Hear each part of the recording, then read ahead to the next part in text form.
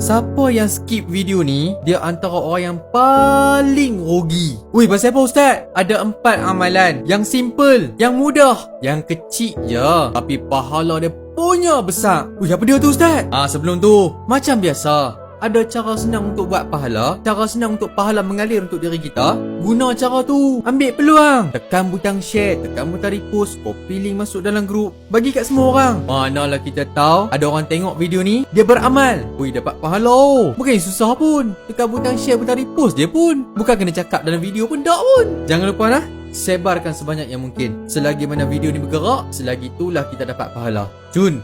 Okey, amalan yang pertama, membaca 1 huruf daripada Al-Quran. 1 huruf kan dapat 10 pahala. Macam dapat tak? Amalan yang kedua, membaca doa selepas azan. Doa dia simple je, tapi Nabi beritahu apa? Siapa yang baca doa lepas azan boleh dapat syafaat aku. Ui, besar tu, dapat syafaat kot.